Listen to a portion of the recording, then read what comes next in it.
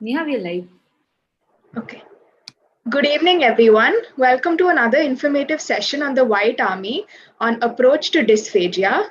We are very grateful today to have with us Professor Dr. Rajgopal Shenoy sir, KMC Manipal, author of the widely read and loved famous book, Manipal Manual of Surgery. Thank you so much, sir, for taking time off your busy schedule to be with us. We are very grateful to have you here. Hello. Hello. Oh, sorry, I got disconnected. So I was worried whether I got disconnected. I got disconnected. Thank you so much, sir, for taking time off your busy schedule to be with us. We're very grateful to have you here. um, yes, today we have with us Professor Dr. Rajgopal Shenoy sir, KMC Manipal, author of the widely read and loved famous book, Manipal Manual of Surgery. Thank you so much, sir. May we begin the session? Yeah. Okay. So thank you, Dr. Neha, for introducing. I bring my greetings from Manipal. So I was just thinking why this topic of dysphagia has been chosen. I'm not sure you will not get this as a clinical case scenario because most of the time when you say dysphagia, the causes are not visible. So there may not be much clinical findings, but investigating a case of dysphagia becomes a long essay for you and important. So maybe the reason why they would have thought of selecting this topic. Anyway, at the end of the class, these are the few things which you should be able to know, some few definitions, some basic anatomy and physiology, because that helps you in the understanding of the motility disorders, some important classification, history, examination, differential diagnosis.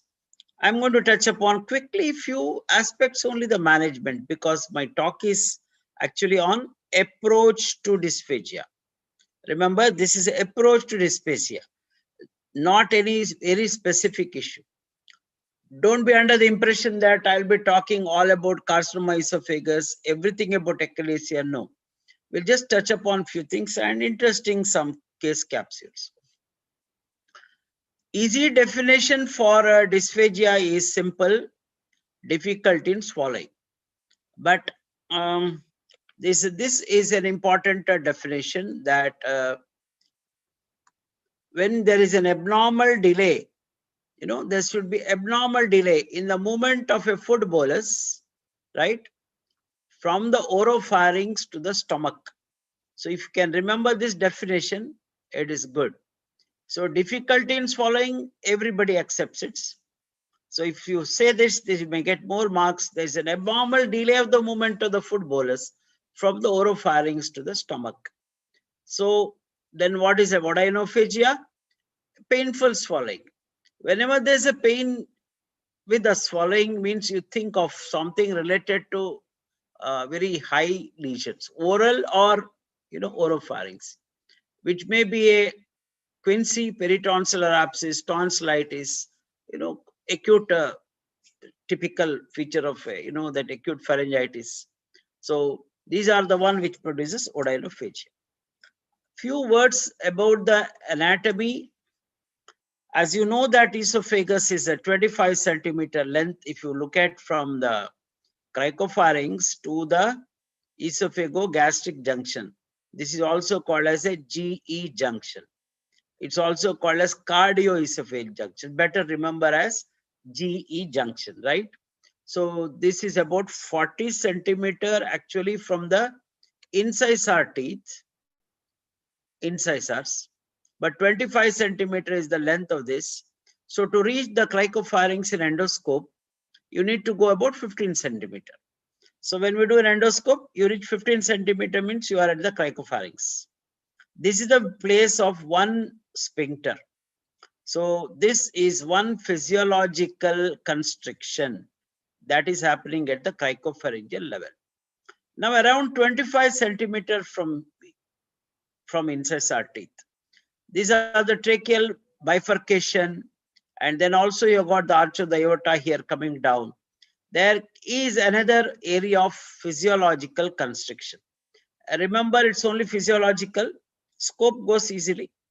And lastly, most important junction, the G junction, which is classically 40 centimeter. It's important slice. You know that when you do the endoscope, very often, if this is marked by a so-called the Z line here, it's also mentioning the so-called the squamocolumnar area. And if it is too much high up here, that means there is a problem with the esophagus. We know that you can get a sliding hernia, etc. So esophagus is 25 centimeter length, and inner circular and outer longitudinal. Why this is important? Because the myotomy, which is done usually for a motility disorder, you know, the most popular motility disorder is achalasia cardia. So it should involve initially obviously longitudinal, but later it is the circular muscle fibers, which are all hypertrophied till the mucosa bulges. And that's the lay epithelium, stratified, upper one third has a stratified muscle, lower has a smooth muscle, and most of the esophagus lined, as you know that in the next slide you will know, it's the squamous epithelium, but however, except the last 3 centimeter. So upper and middle, no doubt, it will give rise to squamous cell carcinoma. Last 3 centimeter is lined by columnar, it's adenocarcinoma. So we are not talking about more details about that, but these are small differences. Even though there is a columnar lining, but typical gastric mucosa is absent, in the sense there are no oxantic or peptic cells. One very practical point, the mucosa is the toughest coat of the esophagus. So whenever we do any surgery, you are done a total gastrectomy, you want to do a esophageal anastomosis, it's important that you take a bite, suture bite through the mucosa to prevent the leak, right? So now comes to the nerve supply. Not very important, but need to know that basically vagus is the secretomotor to the GI tract. I think all of you know. There are 2 plexuses, extrinsic and intrinsic. Intrinsic has no Meissner's network, but Auerbach's plexus are present in the lower 2/3. Achalasia cardia, we are talking about the so-called the primary achalasia. There is absence or degeneration of Auerbach's plexus. So what happens is there is some kind of there's no integration, there's no proper integration, improper integration of a parasympathetic impulse. One of the reasons to get into a circular muscle fibers, they go for a spasm. So what has been mentioned as failure of relaxation, that is what is achalasia. So these are a few practical points. Now, just to quickly to tell you the physiological concepts of 3 phases of following. All of you know, when you are given a food to eat, we mastication, and then there's a food bolus. You know, tongue pushes against your palate, and that's the oral phase, what we also call as a preparatory. You know, you're preparing, like a preparatory exams, you are preparing. Then it goes to the oropharynx, and up to here is its actual voluntary, and then it goes to esophagus, it's involuntary. So it just enters the stomach. So these are the 3 phases. Now, as I already mentioned to you, dysphagia means there is not necessarily a one phase. It can be a component of both. Oral phase, we already mentioned, is preparatory phase, and diagnosis of oral phase of dysphagia. You put a torch or palpatory methods. You may find a lesion in the posterior 1/3 of the tongue, or maybe a tonsillar area maximum. That's all. peritonsillar abscess we have mentioned. But now the more interest is for us is these two, oropharyngeal as well as esophageal phase. So a quick reference to what I have already told you, that how the food bolus, you can see into the oropharynx. So what if this patient will complain to you? You know, if at all he has a problem here, he may tell that something is getting stuck there. But remember, when a patient points out at a throat, it does not mean that food is blocking at the throat. It's invariably a level, maybe, sorry, 5 centimeter lower down. What happens when there's a oropharyngeal dysphagia? A classical example is to a medical condition which you should not forget is a vertebrobasilar insufficiency with the cranial nerve paralysis, 8, 9, 10 cranial nerve paralysis. Moment there is a patient takes some liquids or etc., there is some kind of a reflux, regurgitation, aspiration, choking. So you take a proper history, you know where exactly is the problem. Look at that, it happens within seconds. So approach to dysphagia, one of the very important points. Within no time, patient says it's coming out. Their problem probably lies here. We have also seen this, you know, thyroidectomy, when you damage the external laryngeal nerve, injuries. Of course, you can also get this kind of a picture. Now, what happens later? Food goes into the esophagus. Now, anywhere in that tube, the problems which happens are dysphagia to solids, liquids, or regurgitation, etc. So, a careful listen to the patient for a few minutes. He will tell you probably where is the lesion. I hope this slide is clear.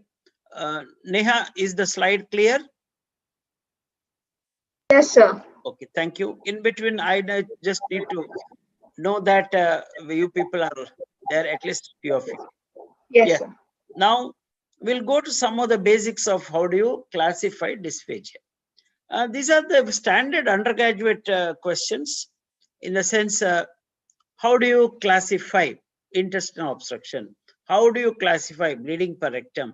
How do you classify dysphagia? Always have a methodology in whichever way you have been taught, but the common ones is think first outside. Remember, esophagus, pharynx is a tube there. So many structures are outside.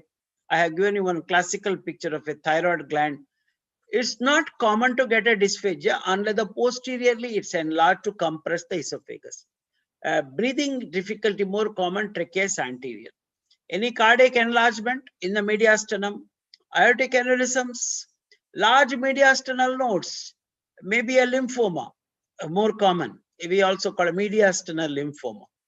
Tubercular nodes, metastasis, rolling hernia. I think all of you know what is rolling hiatus hernia. It's a portion, it's a type of hiatus hernia. Part of the stomach has gone in, and usually it is a slight volvulus and the fundus which goes in, a recurrent volvulus, so twisting, untwisting, and that can give rise to dysphagia. These two pictures will show you.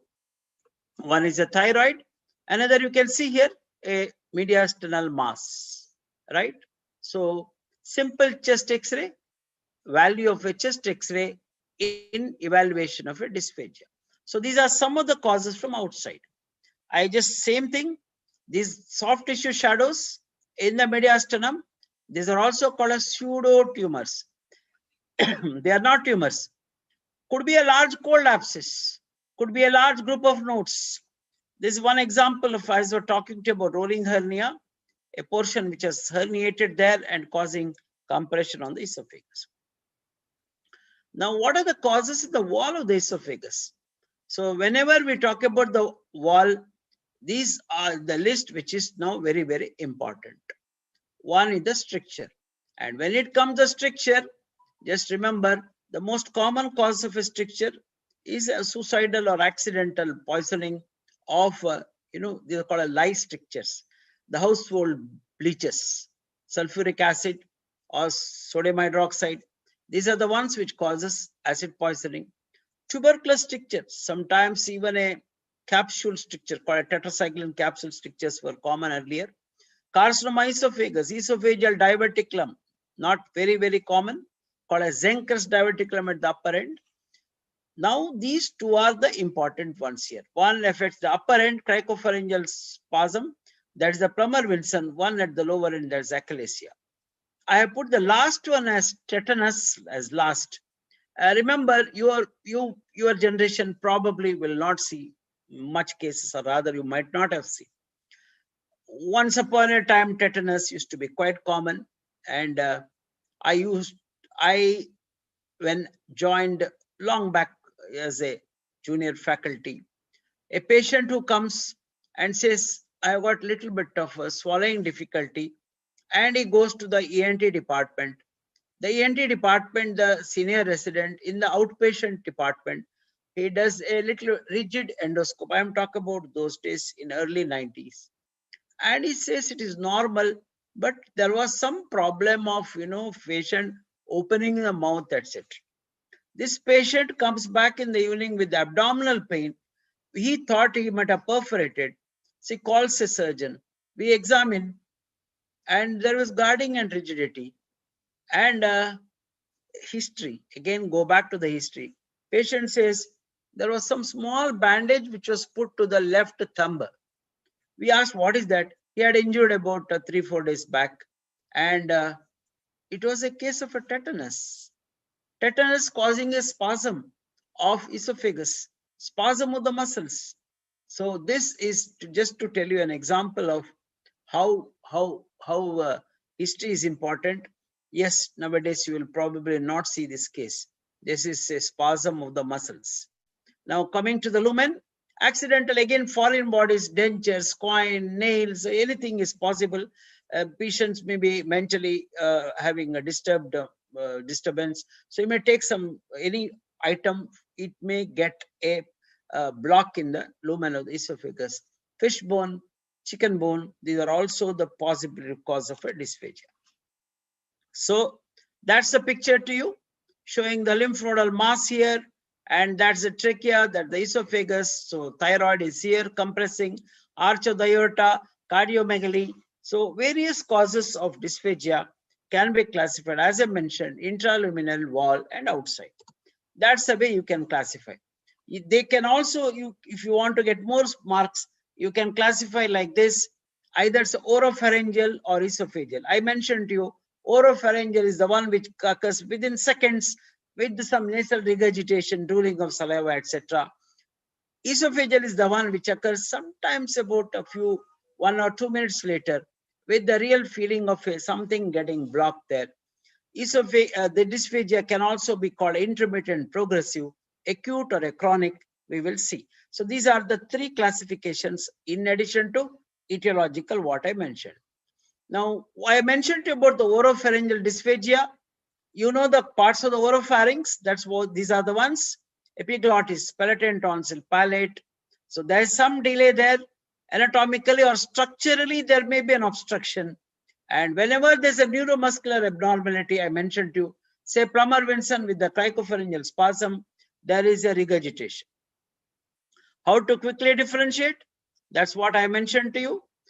Oropharyngeal happens within seconds, and this esophageal will take some time, and depends upon which you classify the dysphagia. Now, to reach the approach, let us come to some common conditions. These are Plummer-Vinson syndrome and achalasia cardia. Strictures are caused by caustics or malignancy, or could be reflux, or carcinoma, or it can be extrinsic compression. Now, don't neglect or miss medical conditions. You have Crohn's disease, there are some chemicals, fungal infection like candida, cytomegalovirus, tuberculosis. This is called as eosinophilic esophagitis. These are the various causes of dysphagia by medical conditions.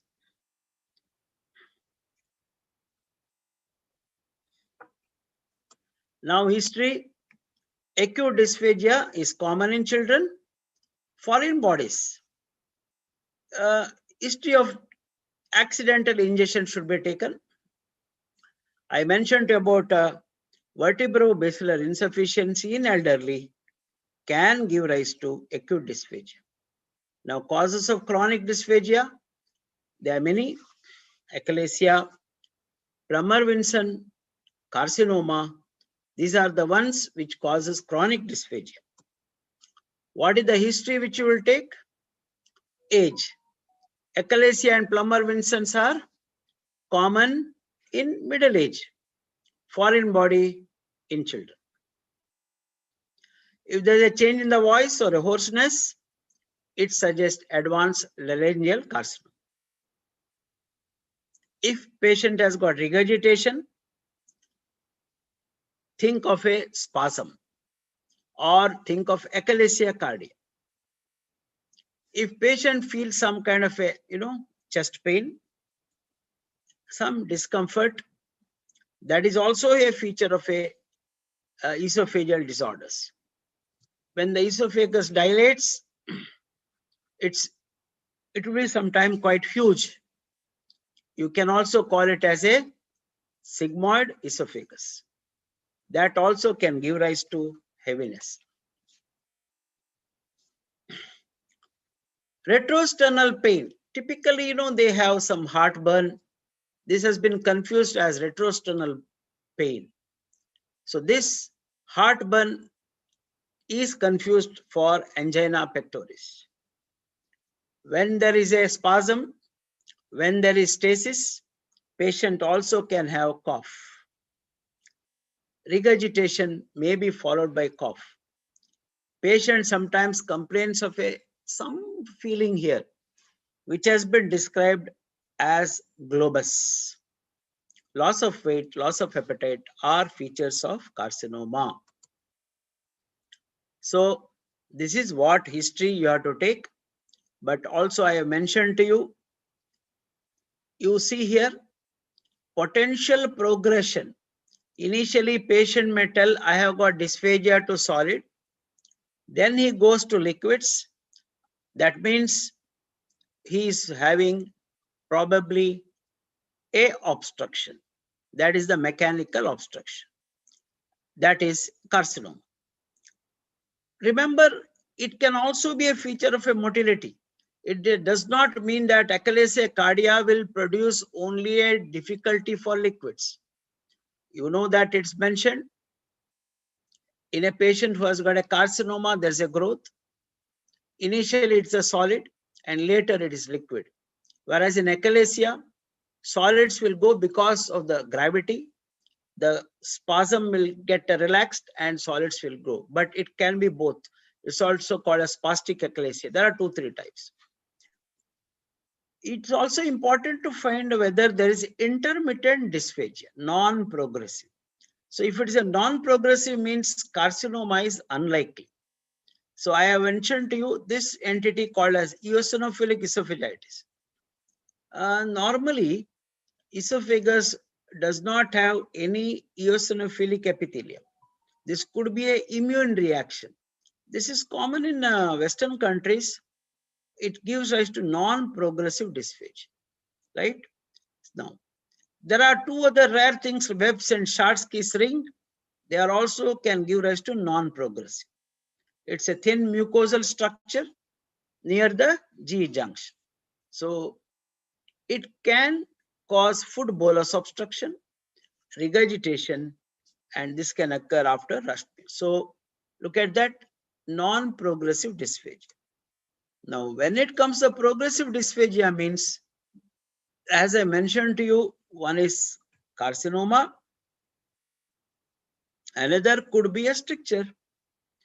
There is a reflux disease which will be speaking, gastroesophageal reflux disease called as a GERD, due to again dysfunction of the lower esophageal sphincter and acid regurgitating, and it produces a stricture. Over a period of time, it can give rise to progressive dysphagia. Whenever there's a malignancy, weight loss is more common. There's a progression, anorexia. So naturally, adenocarcinoma is likely. One more entity, I already mentioned about a primary achalasia, absence of Auerbach's plexuses. Now, what is pseudo-achalasia? There is a growth at the cardia. Cardia means fundus. When you do an endoscopy, you can't enter it. There's a tight obstruction. You think of a spasm. If you do a barium, you will not see the growth. So you will see it could be achalasia. Unless you dilate that junction and go in and take a biopsy, you will tend to miss this. This is called a pseudo-achalasia. Now, how will you ask for an extrinsic dysphagia? I have already mentioned to you. I just brought this slide only to ask sometimes rare things. I don't ask this question, but for UG, but sometimes to get what is dysphagia lusoria. This is basically a congenital malformation where there is aberrant right subclavian artery, which is starting on the left side of the aorta. So these are some of the various possibilities for a dysphagia lusoria, and enlarged thyroid, mediastinal masses, etc. They all cause extrinsic dysphagia. When we talk about the motility, we think of a achalasia cardia affecting the lower end, Plummer-Vinson upper end. One other entity called a diffuse esophageal spasm. We have a few slides on that. There's an entity called as hypertensive esophagus, ineffective motility. These are more of interest for gastroenterology. But remember, these are all to be evaluated and ruled out before you really do whatever treatment for a patient who has got a dysphagia. So what did we ultimately have? Quickly recall now what history we have taken. When a patient is entering your department, you need to know his age, whether it's acute or chronic. Elderly age means malignancy, otherwise motility disorders, achalasia. Chronic, any history of ingestion of a poisonous substance, regurgitation, chest pain. So all these have to be taken so that you will get an idea where is the problem. A few other things have become important today. Esophagus can get involved not only in that a few medical conditions which we will be speaking also. Many patients are receiving chemotherapy, radiotherapy, not to esophageal carcinoma, for some other. Many are diabetics, HIV patients, immunocompromised. Various diseases are there, tuberculosis, Crohn's, etc. So THE refers to transhiatal esophagectomy. That's done for a carcinoma esophagus, and you do a gastric pull-up, and it is anastomosis in the neck. That itself can give rise to narrowing, so it requires a dilatation. So previous history, these are so much details you need to take whenever you have a patient who has got a dysphagia. Radiation can produce multiple ulcers. Tuberculosis can produce an ulcer. I remember a patient who has backache and who was taking NSAIDs, and patient developed some heartburn. Typically, it's everyone treated as a heartburn due to NSAID with H2 blockers, proton pump inhibitors. Symptoms did not subside by 15 days. Rather, a feeling of a difficulty in swallowing became more. Endoscopy was done. There was an ulcer in the esophagus. A biopsy was taken, and the biopsy report comes as tuberculosis. CT scan revealed tuberculosis of the spine, and these are periesophageal lymph nodes. They were almost involving the esophagus. The importance of taking the history properly, and remember, dysphagia has to be evaluated properly. All these details to be noted whenever you treat the patient who has got a dysphagia. So this is your list in the past history. Now, I mentioned in the initially general examination, you may not get much finding. Typical patient who has received chemotherapy, you can see here angular stomatitis, cheilitis, etc. Carcinoma esophagus patient who is really sick here. You can see how much emaciated. You have a multiple nodal swellings and dysphagia, could be a lymphoma or tuberculosis. Bony tenderness could be a sign of metastasis in a malignant disease, say carcinoma esophagus. Recurrent respiratory infections, pneumonia, all this indicate recurrent aspirations. Asthma-like features may be there. Patient might have been treated for bronchitis, asthma. So please examine these patients, which may give you a clue.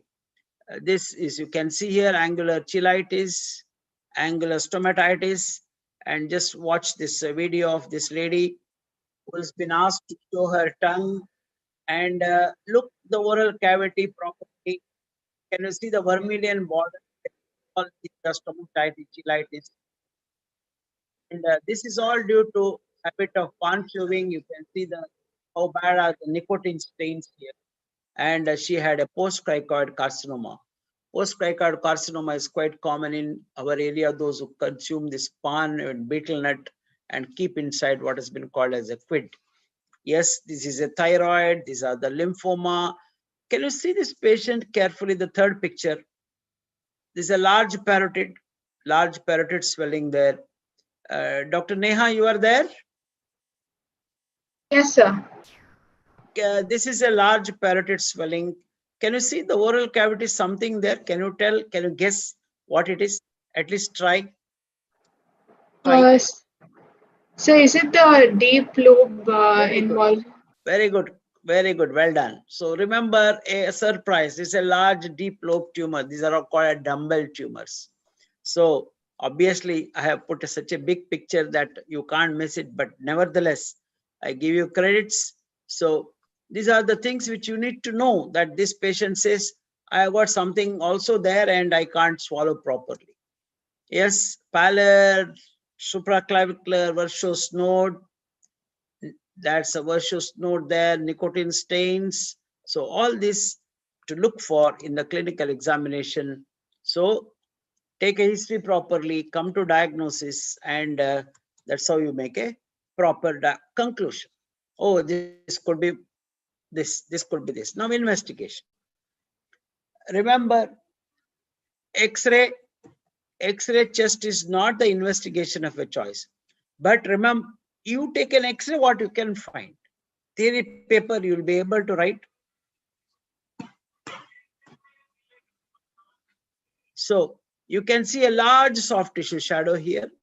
Multiple cannonball. Can you see a multiple cannonball? Metastasis. So these are the various things which you can make out in a simple plain X-ray chest. I mentioned this.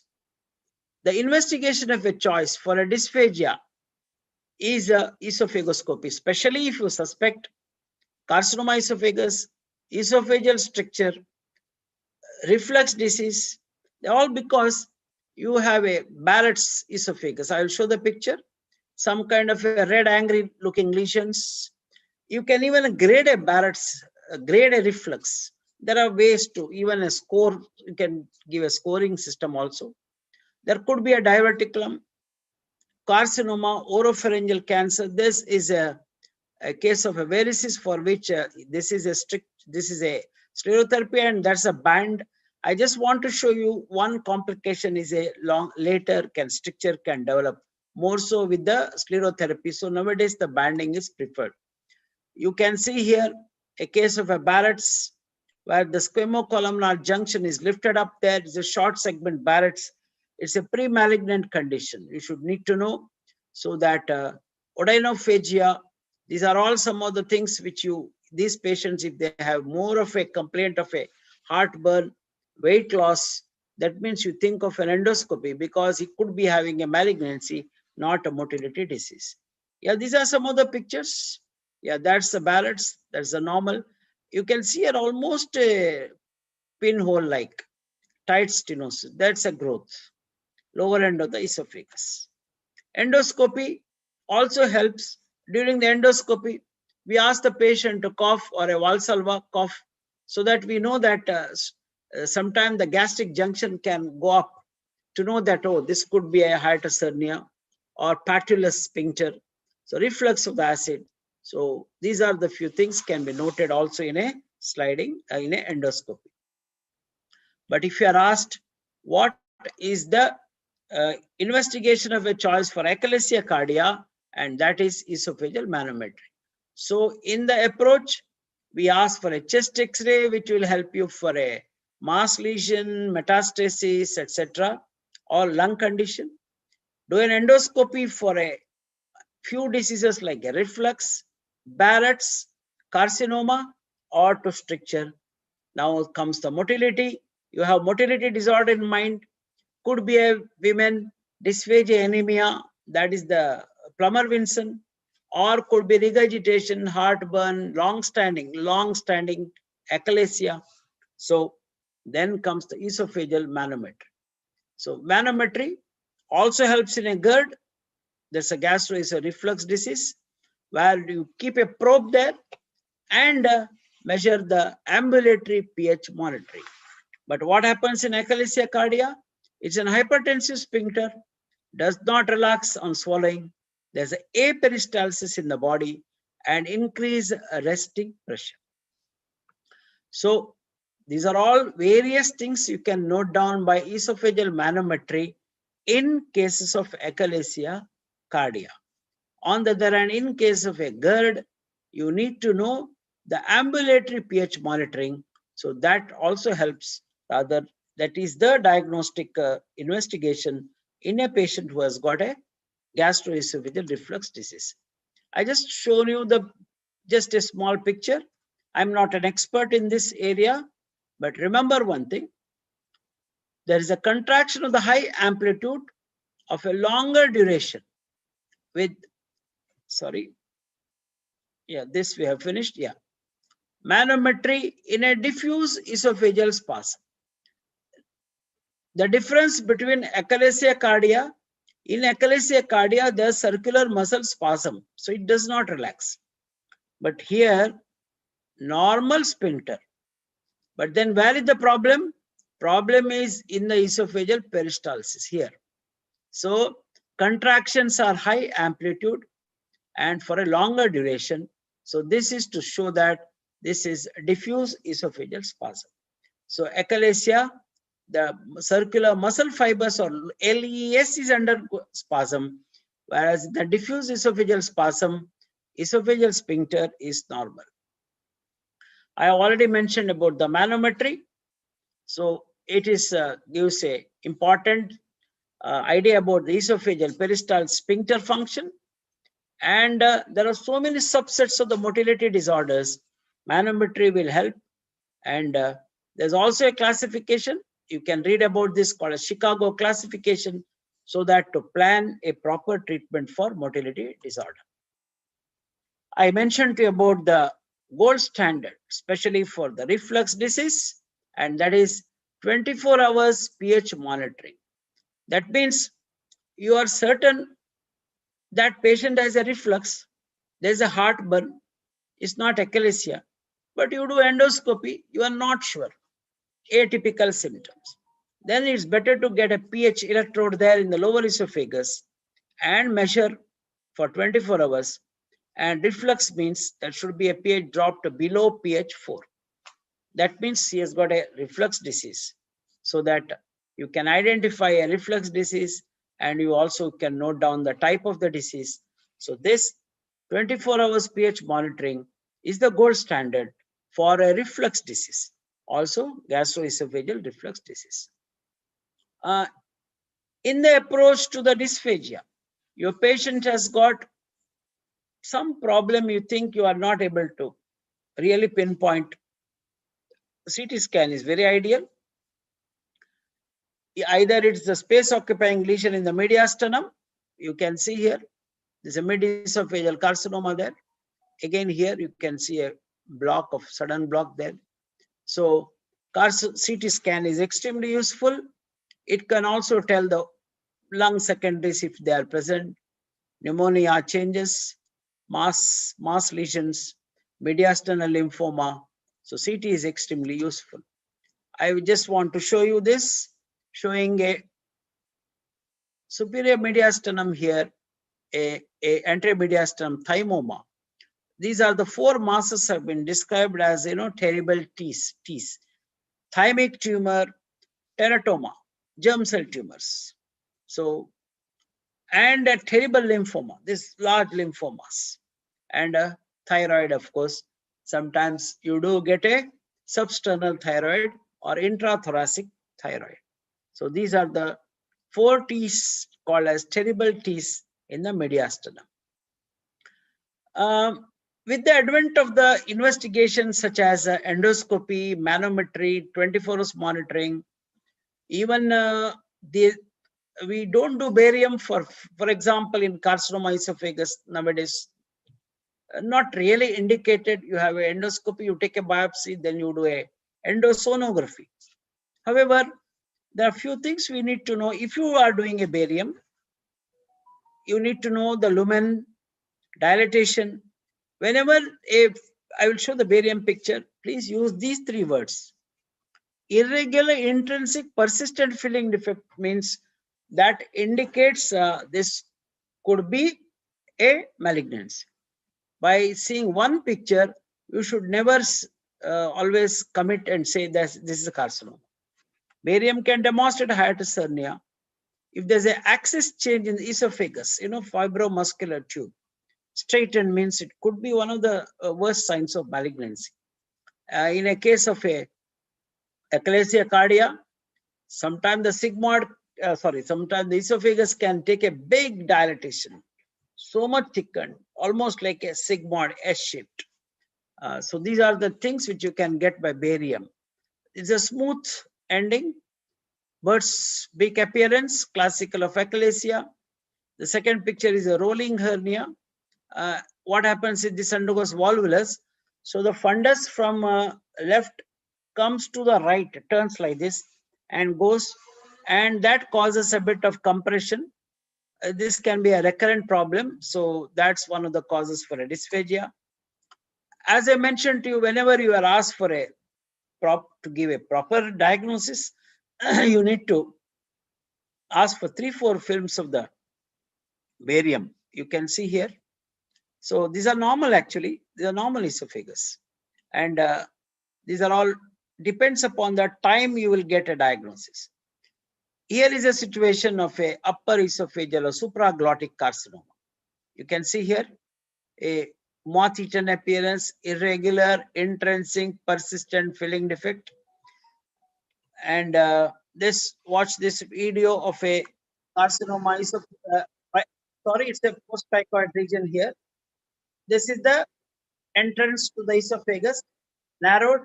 I mentioned it's quite common in our area, proliferative lesion, and you need to know, take a good biopsy. With the fiber optic scopes, you can easily see a growth and take a biopsy. And invariably, it's upper esophageal junction there. It's a squamous cell, and we do a gastric pull-up for this patient. You can see no classical filling defects, very irregular. See, and this is actually barium has been given and X-ray has been taken, which shows straightening of the esophagus, axis change. That is one of the poor signs of a carcinoma esophagus. Such patients means it's a fairly advanced. What is the role for endoluminal ultrasound? Endoluminal ultrasound role to know the thickening of the layers of the esophagus, which you can classical. I mentioned about the motility disorders, right? Now, but here is a situation. You have a carcinoma sometimes, and it has gone metastasis to the nodes.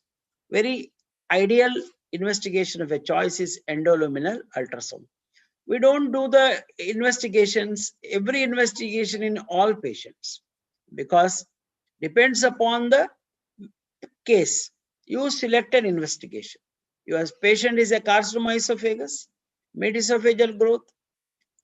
I will not do barium. What we should do? We have got anemia patient, endoscopy, biopsy taken, subject the patient for CT scan. You can do endosono to know the nodes. So it improves your staging because they can pick up even a smaller nodes of even 5 millimeters or less, which you can't detect by CT scan. So that's the advantage of a endoluminal ultrasound. So these are the investigations, how you are going to approach. Now we'll come quickly to the differential diagnosis. As I mentioned to you, each one of them topic like achalasia cardia is a major. It is for you to go and study more details. For my role is as a part of dysphagia. You know the problem of achalasia is the most common problem in the motility disorder. There is a degeneration of the myenteric plexuses and there are some inhibitory neurons. You know, there is an imbalance between some excitatory and inhibitory, resulting in a spasm of the lower end of the esophagus. So that is the pathophysiology, and basically it's the imbalance between acetylcholine and nitric oxide, inhibitory as well as excitatory, and you get a achalasia cardia. And there are three types are there, and you can quickly refer. But if you do a barium, this is a standard question. You show the typical bird's beak appearance. You can do the 24 hours pH monitoring, manometry, and this is a case of a achalasia cardia. You can see here.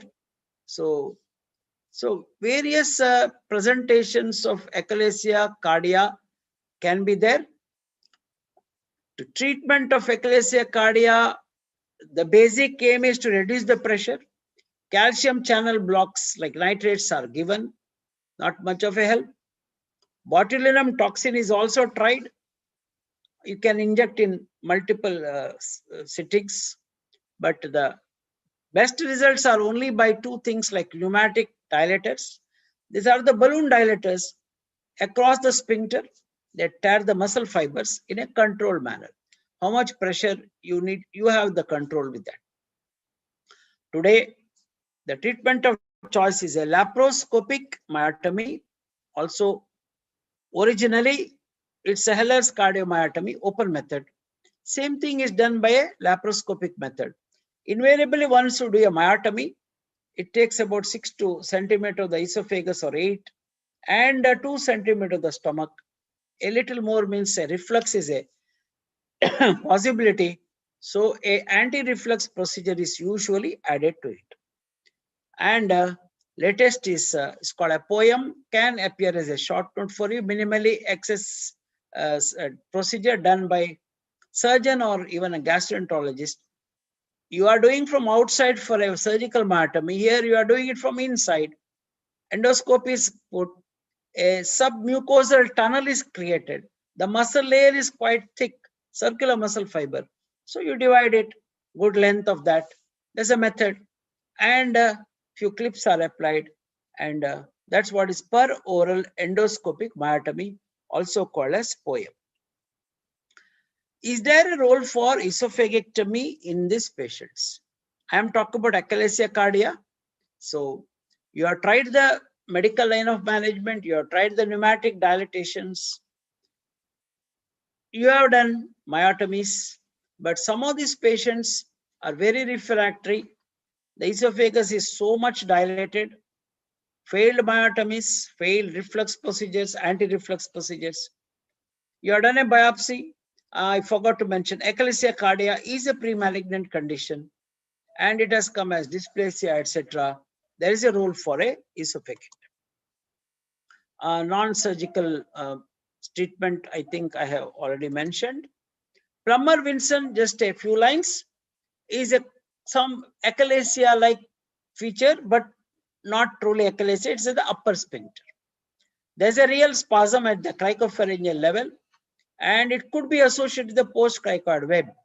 Easy then, once dilatation is done, the web can be probably cut. So typically, women, anemia, dysphagia, you suspect Plummer-Vinson. Anemia, the ball tongue, the glossitis, then the cheilitis. Again, a metaplastic changes, disquamation, carcinoma, etc. So iron tablet supplements, blood transfusion, dilatation, reassurance. That's the treatment for Pommerville's. I mentioned about primary achalasia, the classical. Pseudoachalasia due to carcinoma at the cardiac. Now, there is also an achalasia due to parasite Chagas disease, not very common in South American countries. So, these are the various causes of what has been called a secondary cause of dysmotility, including the aging. So, there is things to be remembered before you brand somebody as a motility disorder and treat surgically or medically. So, including a connective tissue disorder. So, these things to be ruled out before you treat. I had mentioned to you about diffuse spasm, another entity where the sphincter is normal, but the whole esophagus is hypercontract, right? So, if you do a barium study in such patients, you do get a picture called as a corkscrew esophagus.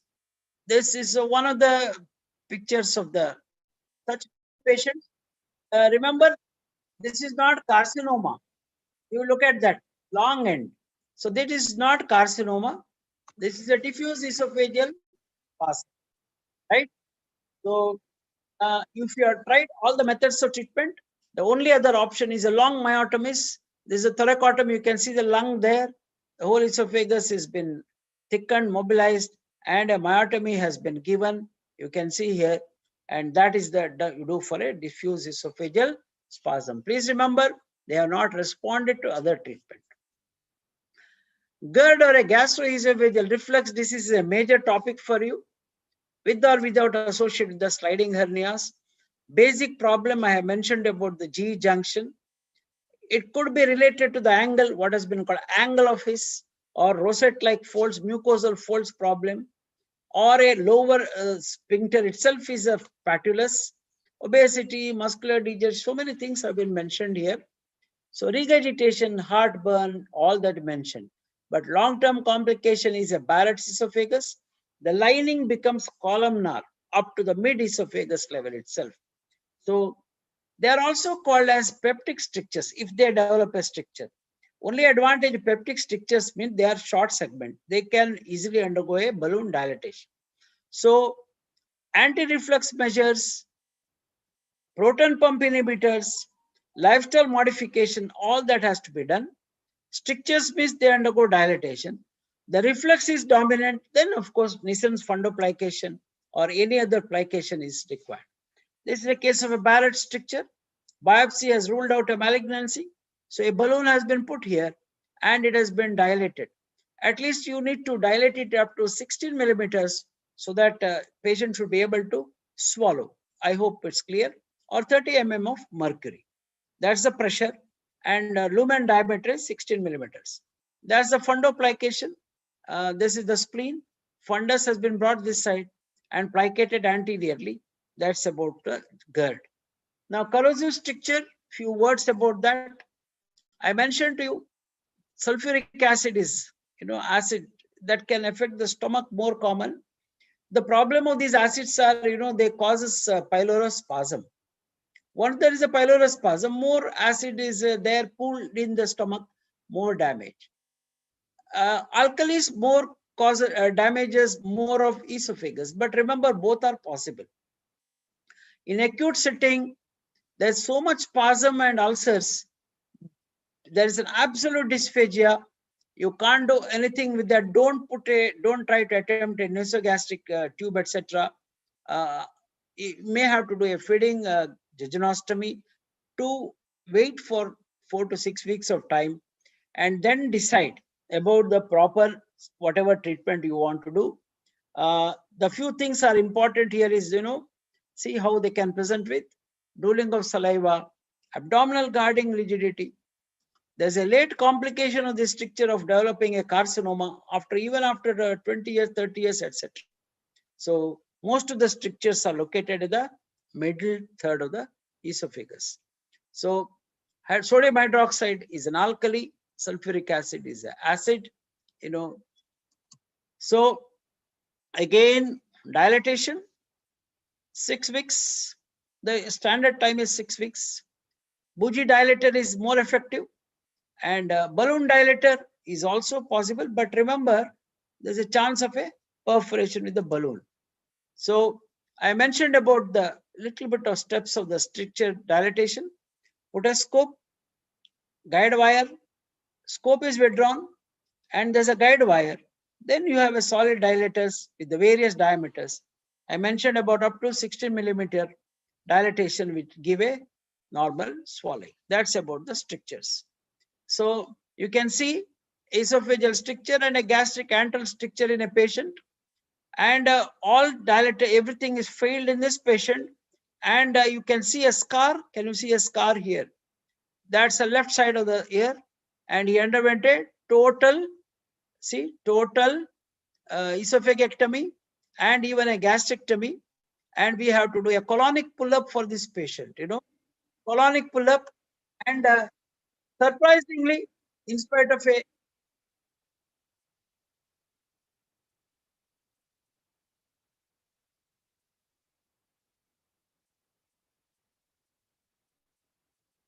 so I just wanted to show you that in spite of all that thing, results of the surgical procedures are good. And about carcinoma esophagus, detailed, you need to read about it. Whenever you have a patient who comes with the persistent dysphagia, progressive dysphagia, painless, streaks of blood may be seen, and always suspect. Could be carcinoma. Any symptom of dysphagia persisting beyond 15 days to be evaluated by whatever means.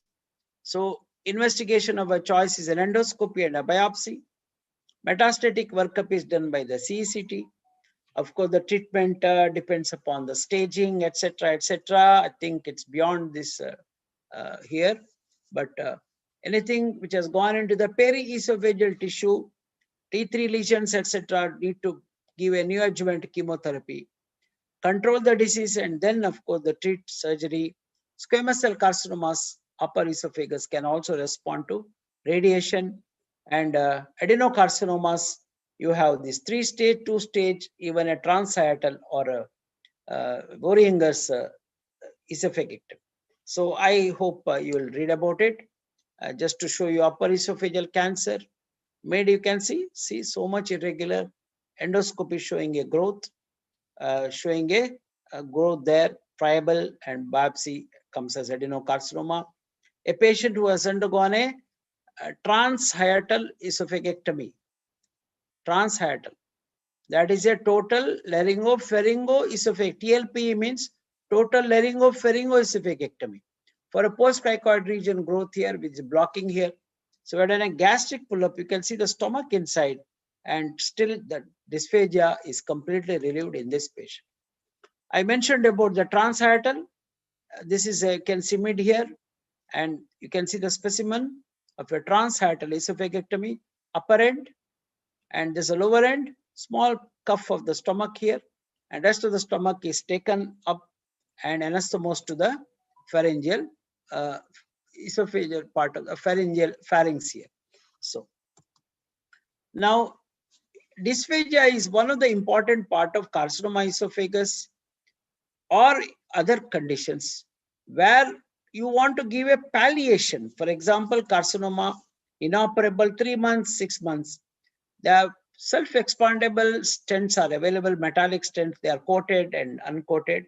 These are coated stents with the super alloy, with the titanium based. They have a capacity of giving a good palliation for swallowing. So SEMS refer to self-expandable metallic stents. So whenever you write about dysphagia, palliation in carcinoma, please add a note on the SEMS. Rare causes, not just another few slides. These are remembered as rings, slings, and webs. Vascular sink, I already mentioned about the dysphagia lusoria, where is a developmental anomaly, where the right subclavian coming from the left side across, and causing a compression on the esophagus. Now, what about the ring? Schatzki's ring is nothing but probably is due to the reflux, is at the located squamocolumnar junction, and it's episodic. Episodic patient says, I can't eat. So again, dilatation and followed by reflux. If it is more reflux, means you may have to do an anti-reflux procedure. Some rarely web also can give rise to problems. Uncommon, I mentioned about the post-cricoid region web in a Plummer-Wilson syndrome. They also need to undergo dilatation. So it's a big algorithm. I have given in my book also. It's also available, but it's not truly to be strictly followed because depends upon your case. You need to know. As I mentioned, mucosal lesion, ulcerative lesions, growth means endoscopy will come into the first row.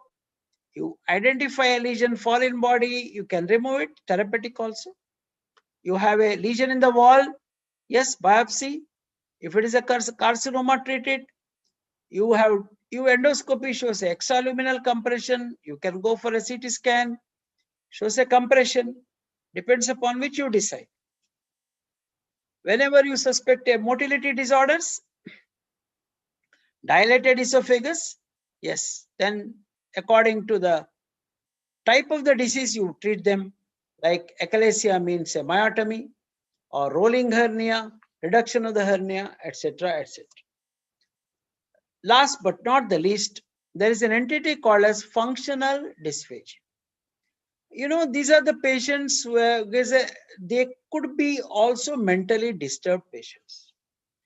There are some neuromodulatory medications have been tried, high dose suppression, or even a motility altering medications have been tried, but reassurance, simple lifestyle measures may help this group of patients. So what is the take-home message? There are many causes of a dysphagia, so which is a common problem.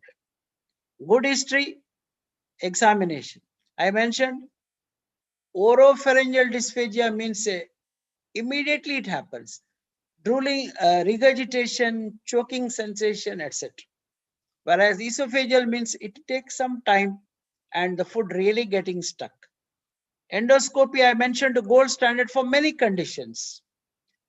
But when you have suspected motility disorder, you have a manometry and 24 hours pH monitoring. And CT scan is definitely useful. You have a carcinoma or a mediastinal masses as a cause of dysphagia. Don't forget medical conditions. The very many causes for the esophagitis, whether it's a eosinophilic, which is an immune reaction, Crohn's disease. I mentioned about very many post-chemotherapy. So candida, fungal problems. So all that has to be kept in mind. And of course, surgery has a definite role when other methods fail. So these are some of the few references. So with this, I conclude and say thank you for your patient hearing. And Neha, I have completed. If you have few questions, probably one or two I can take, no problem. Thank you, sir. So there's some questions on YouTube. Yeah. So can pharyngeal abscess also cause dysphagia?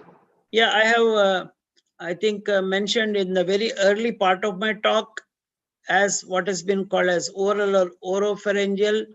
They all come under what has been called as acute dysphagia, odynophagia. Can you see that? Can you see the slide now? Yes, sir. The slide is there. So it's there. So quinsy, retropharyngeal abscess, tonsillitis, they all form the oropharyngeal entry to the oropharynx. Yes. And so kindly explain manometry a little bit in detail. It's a question on YouTube. Yeah, esophageal manometry requires more details. So you need to have a separate equipments for that, so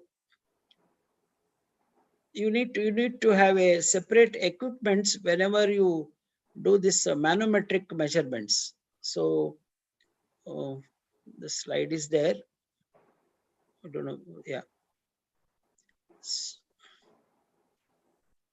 So it's all depends upon the condition, the equipments, where high resolution manometry, low resolution manometry. So it's a probe which has been kept inside, and it will detect the various peristalsis, sphincter function, and motility disorders I mentioned to you. So many are there. So probably you need to see once how it is done, then probably you can understand better. Okay. Yes, sir. Thank you so much, sir. That was a very informative and interesting session. The photos and videos made it much easier to understand and remember. We learned a lot from the session, and we're looking forward to many more such sessions, sir. Thank you so much. Thank you. And thank you all attendees. Yes. Thank you. Thank you, Neha. Thank you. Thank you, sir. Okay.